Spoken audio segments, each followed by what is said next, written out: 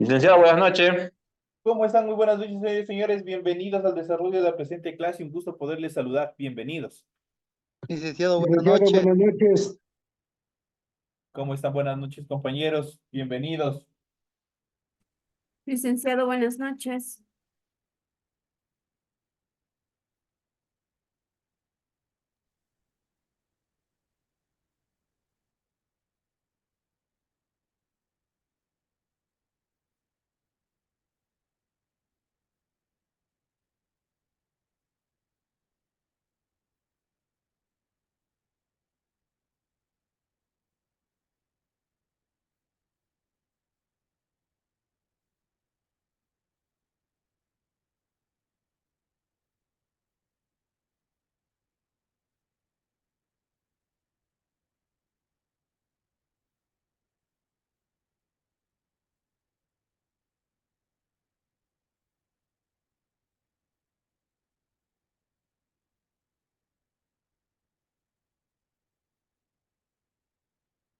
Muy buenas noches, señoras y señores. Una vez más, les doy la más cordial bienvenida al desarrollo de la presente actividad. E inmediatamente iniciamos el desarrollo de las actividades correspondientes a esta semana, con lo que corresponde a ciencias naturales.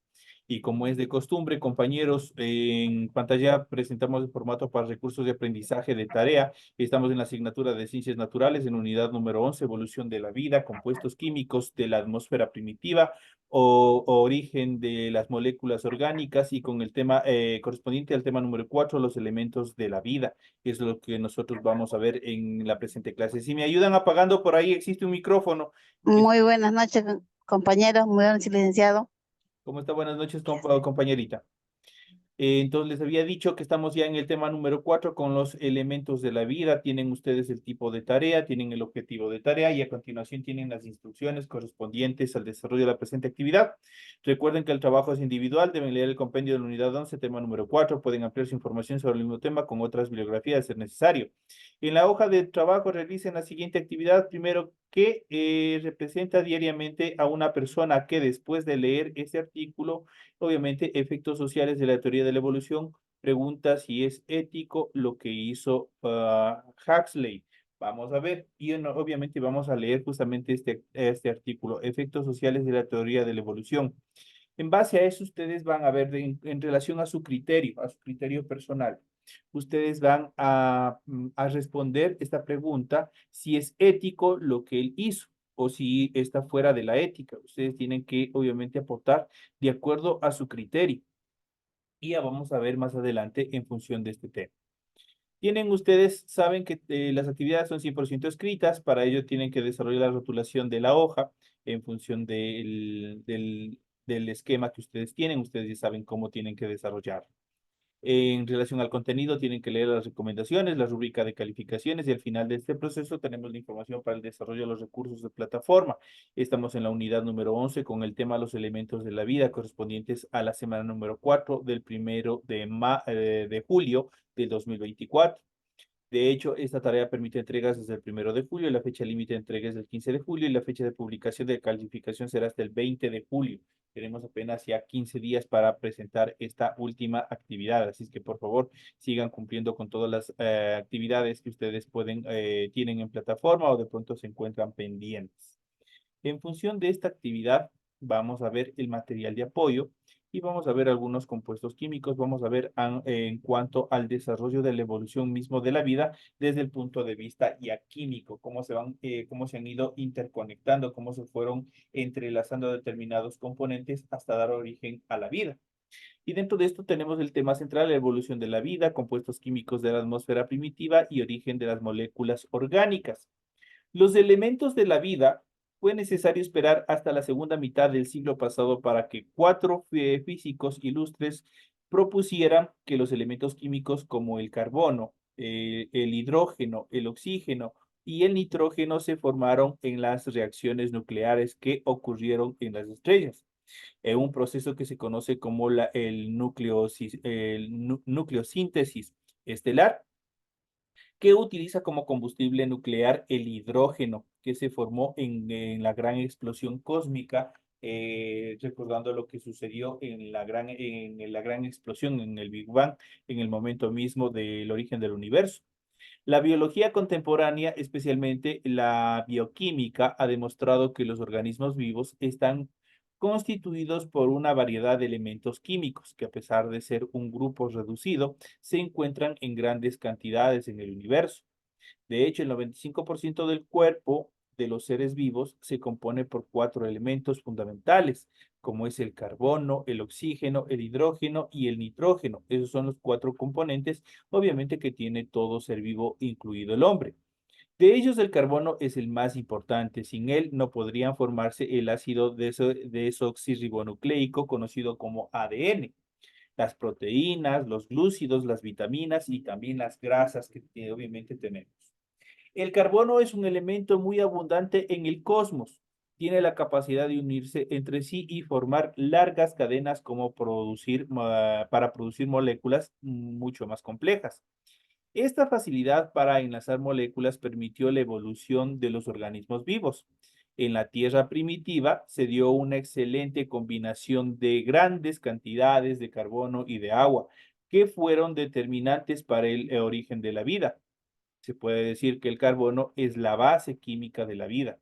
De cualquier forma, no hay ninguna duda de que en la Tierra se acumularon enormes cantidades de elementos biogenésicos y bioelementos, biomoléculas, a partir de las cuales resultaron las moléculas precursoras de la vida, todo lo que se desarrolló a partir de la vida. Aquí nosotros tenemos un pequeño gráfico en función de datos estadísticos de acuerdo a estos elementos. Y arrancamos con el primero. El elemento más abundante en el planeta considerado globalmente es el hierro, en su representación química F mayúscula E, que constituye su voluminoso núcleo, prácticamente el núcleo de la Tierra. El Fe o el hierro representa el 40% de todos los elementos abundantes en nuestro planeta. De ahí nosotros podemos ver el resto de componentes en porcentajes menores. En cuanto a los elementos más abundantes de la corteza, en este caso de la corteza terrestre, son los componentes de los silicatos, tales como el oxígeno, el silicio, el aluminio, el hierro, el calcio, el sodio y el potasio. Ahí nosotros podemos observar, obviamente, la combinación que existe y el porcentaje en el siguiente cuadro, en la siguiente estructura estadística en el cual nosotros podemos determinar. Por último, tenemos uno de los elementos más abundantes de la vida, es el carbono, que si bien abunda en el universo, es minoritario en las capas minerales en nuestro planeta. Y obviamente el carbono, obviamente está representado apenas el 18%, está representado de carbono. Entonces es un material, es un elemento bastante reducido en nuestro planeta. En cuanto a, tenemos a continuación el libro de arena y las sucesiones numéricas. Vamos a ver cómo se determinó esta parte. Al final de este módulo se encuentra obviamente el relato del libro de arena de Jorge Luis Borges, el que, al igual que este módulo, nos hace pensar que el infinito de las posibilidades, la grandeza de la vida y lo que nos falta por descubrir. En el relato existen fragmentos matemáticos como los siguientes: la línea consta de un número infinito de puntos, el plano de un número infinito de líneas, el volumen de un número infinito de planos, el hipervolumen de un número infinito de volúmenes. No puede ser, pero es. El número de páginas de este libro es exactamente infinito. Ninguna es la primera, ninguna es la última. No sé por qué están numeradas de ese modo arbitrario. ¿Acaso para dar a entender que los términos de una serie infinita aceptan cualquier tipo de número? El ángulo llevaba una cifra y ya no sé cuál, elevada a la novena potencia. De los tres fragmentos matemáticos que propone el relato, tres están relacionados con los conceptos de la secuencia numérica y del infinito. Identificamos sucesiones numéricas reales, sucesiones monótonas y sucesiones definidas por recurrencias.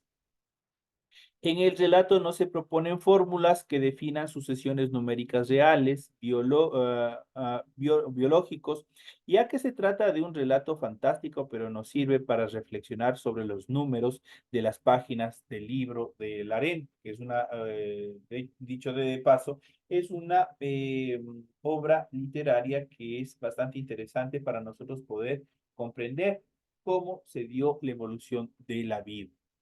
En grupo proponemos un patrón de continuidad en una serie de infinita de números.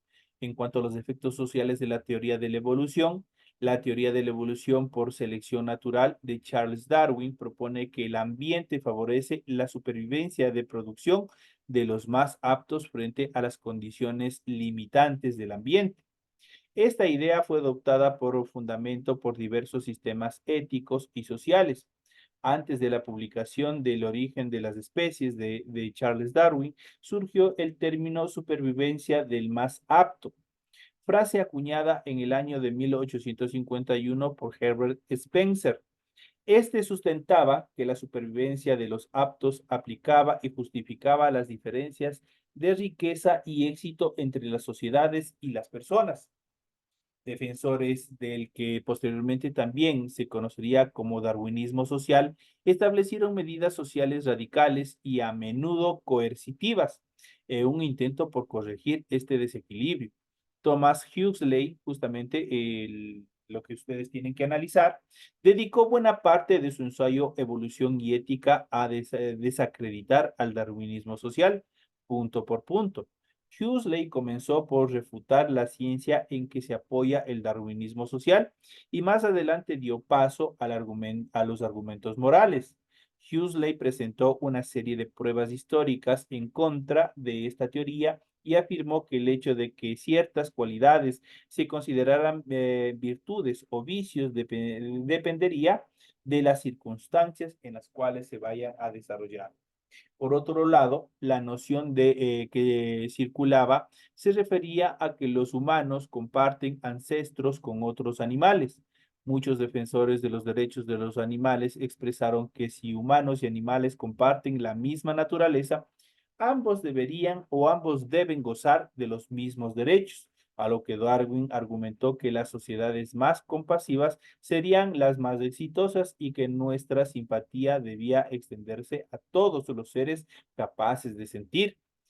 En conclusión, el darwinismo social se caracterizó por poseer una variedad de políticas y teorías sociales pasadas y presentes. Puede ser definido históricamente como una rama del evolucionismo constituida por una serie de teorías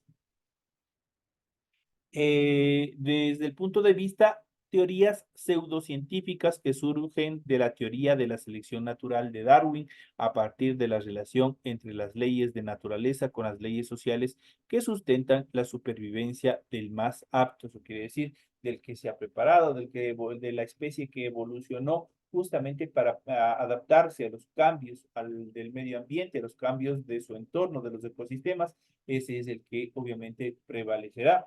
Y si nos analizamos, por ejemplo, la evolución del hombre, la evolución de los seres humanos, prácticamente vemos, han existido cuatro etapas hasta lo que nosotros estamos en la actualidad, que es el Homo sapiens. Y cada uno de ellos, obviamente, los antecesores no pudieron adaptarse. Y de ese punto de vista, obviamente, la mayoría de ellos sucumbieron. Todos ellos murieron y dieron paso a la especie que mejor se adaptó, que mejor evolucionó con la finalidad de enfrentarse a los cambios que se daban en relación del medio ambiente.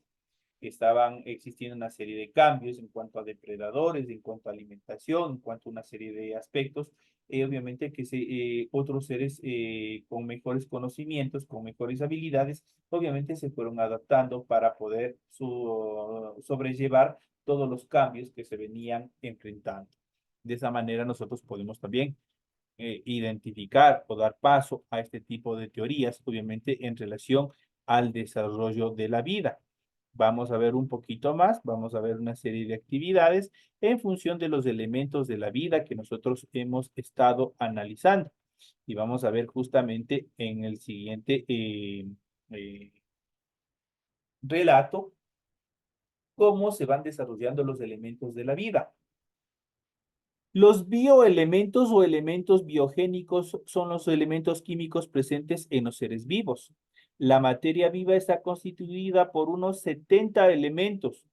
La práctica totalidad de los elementos estables que hay en la Tierra, excepto los gases nobles. No obstante, alrededor del 99% de la masa de la mayoría de las células está constituida por 4 elementos fundamentales, tales como el carbono, el hidrógeno, el oxígeno y también el nitrógeno.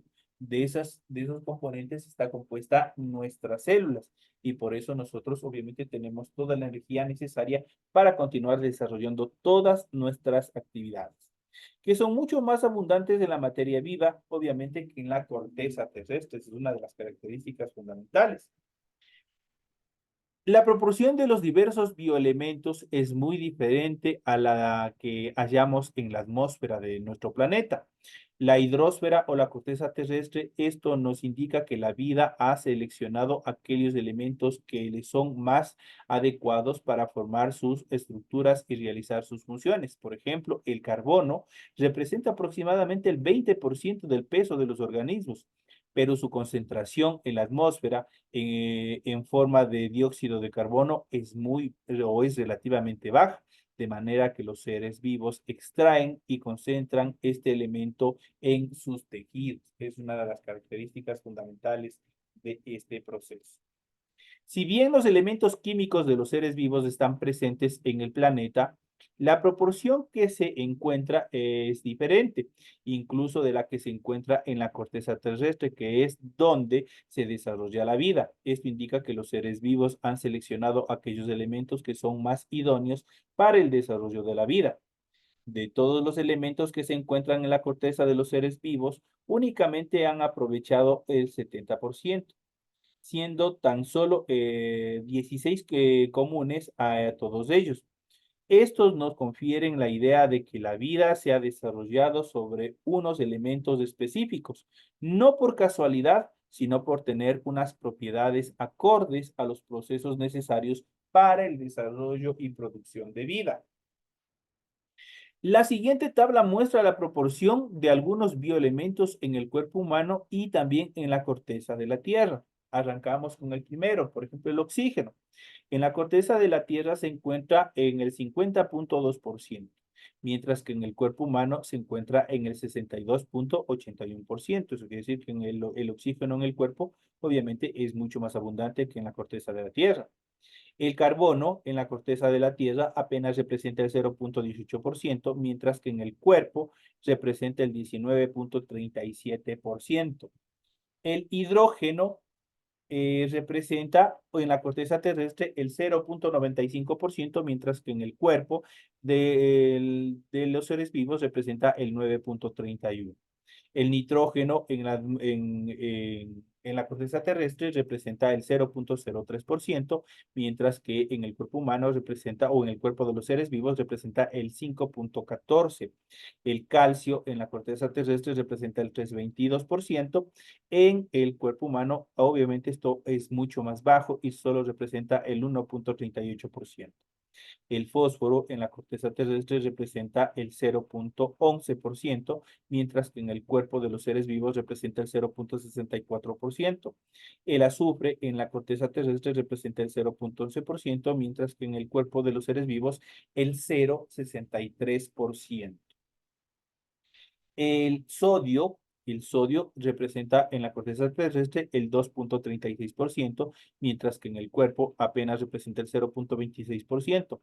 El potasio representa en la corteza terrestre el 2,28%, mientras que en el cuerpo de los seres vivos representa el 0,22%.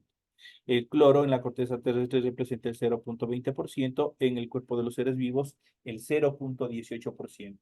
El magnesio representa o está presente en la corteza terrestre en el 2,8%, mientras que en el cuerpo de los seres vivos apenas está presente en el 0,04%, totalmente reducido. El flúor en la corteza terrestre el 0,10%, en el cuerpo de los seres vivos es una cantidad sumamente inferior, representa el 0,009%. El hierro en la corteza terrestre representa el 4,18%, muy abundante, mientras que en el cuerpo de los seres vivos representa el 0,05%.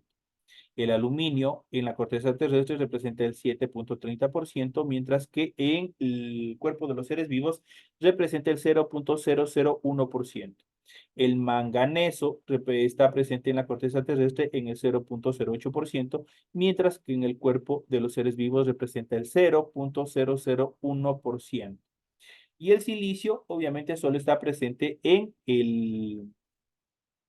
la corteza terrestre y representa el 25,80%. Eso en cuanto a los porcentajes de estos elementos.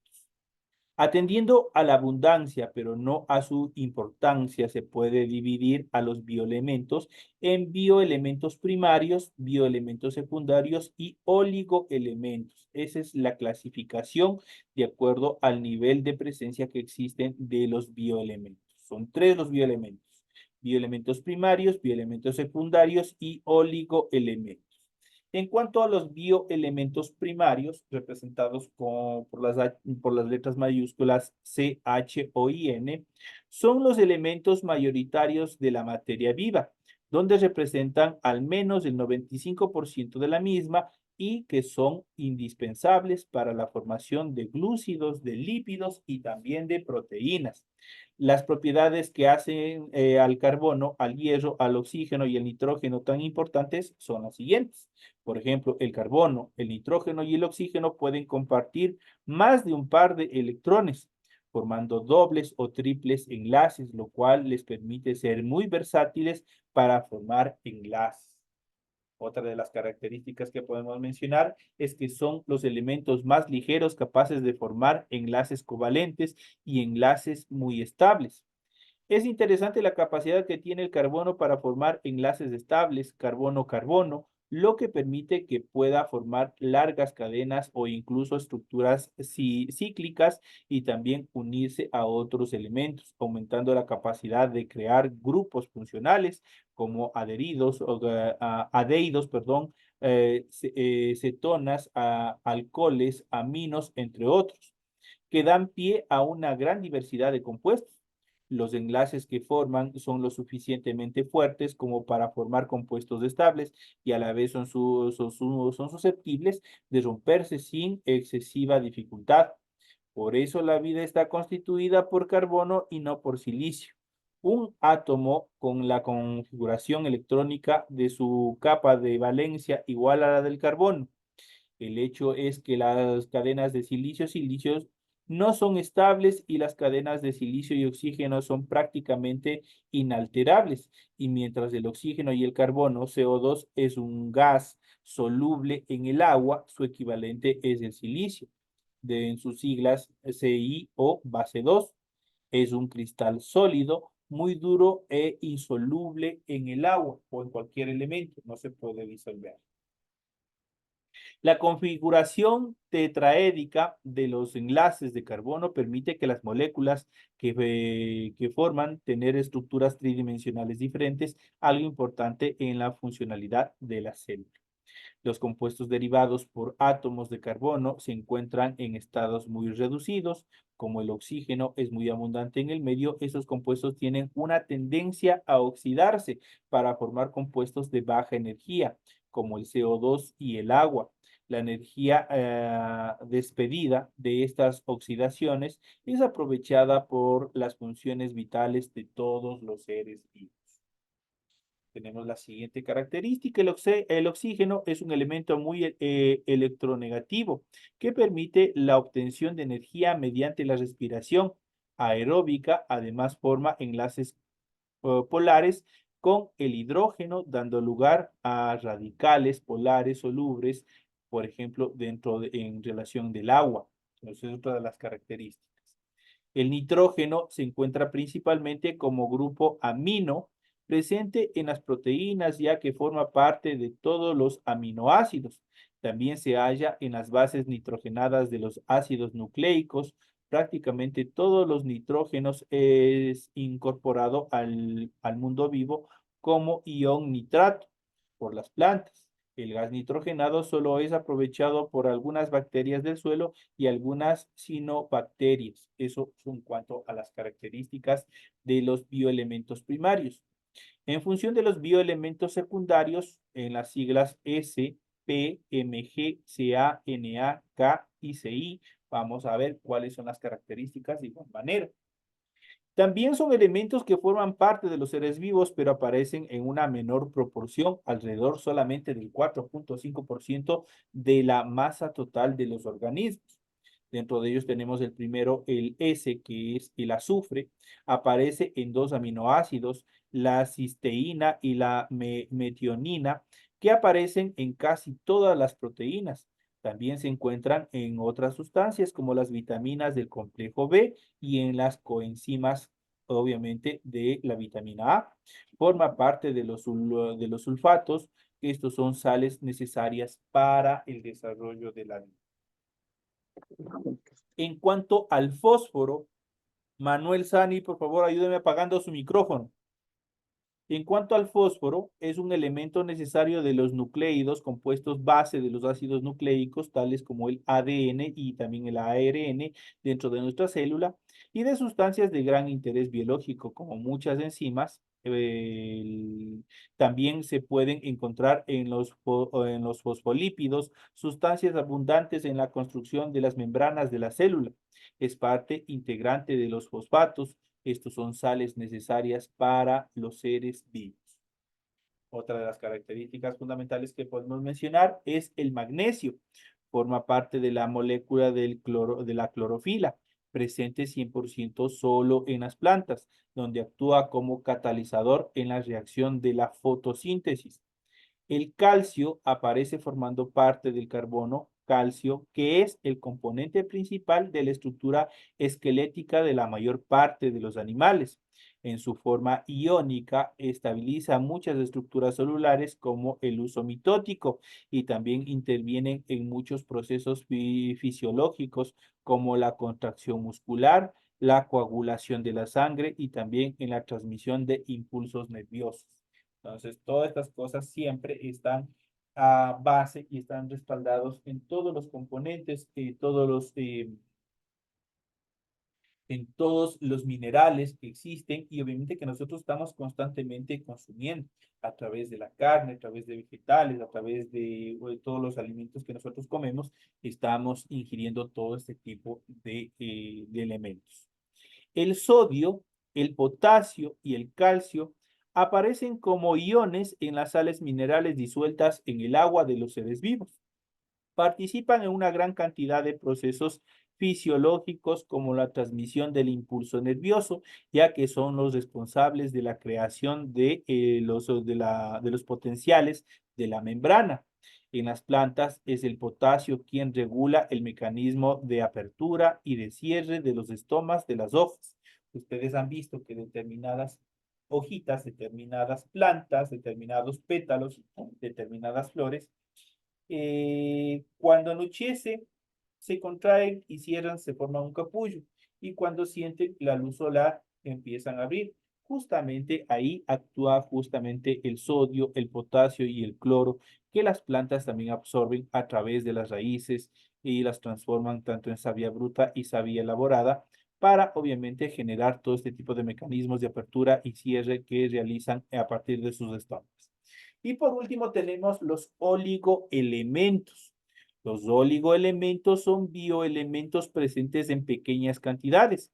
Esto es menos de un 0.5% en los seres vivos y tanto su ausencia como una concentración por encima de su nivel característico puede producir graves trastornos en los seres vivos, tanto en los vegetales como en los animales. Se han podido aislar unos 60 oligoelementos, pero solo 14 pueden considerarse comunes para la mayor parte de ellos, recibiendo por tanto el nombre de oligoelementos esenciales, los cuales vamos a ver a continuación cuáles son cada uno de ellos. Iniciamos con el primero, el hierro. En sus siglas Fe, forma parte de las moléculas de la hemoglobina, de los citocromos, que forman parte de la cadena respiratoria. Su facilidad para oxidarse le permite transportar oxígeno a través de la sangre, combinándose con la hemoglobina para formar el oxiglobina, que necesita en cantidades mínimas porque se reutiliza. No se elimina, su falta provoca anemia. Entonces hay que tener mucho cuidado. Hay determinados componentes, determinados productos que contienen justamente el hierro. Esto evita que en los seres vivos, especialmente en los animales, incluidos el hombre, se desarrolle este tipo de insuficiencias que provocaría esta enfermedad, como es la anemia. Tenemos el manganeso, tiene un papel tanto estructural como enzimático. Está presente en distintas enzimas, destacando el superóxido de dismutasa de magnesio, que cataliza la dismutación del superóxido. Esas son las características en cuanto a del manganeso. En cuanto al cobre, el cobre estimula el sistema inmunitario. Podemos obtenerlos de los vegetales verdes, el pescado, los guisantes, las lentejas, el hígado, los músculos y también los moluscos y también de los crustáceos. También está presente especialmente en el pescado, está presente este tipo de mineral. El zinc es un elemento químico esencial para las personas, interviene en el metabolismo de proteínas y ácidos nucleicos, estimula la actividad de aproximadamente 100 enzimas dentro de nuestro organismo, colabora en el buen funcionamiento del sistema inmunitario, es necesario para la cicatrización, especialmente de heridas, interviene en la percepción del gusto y el olfato y en las enzimas del ADN.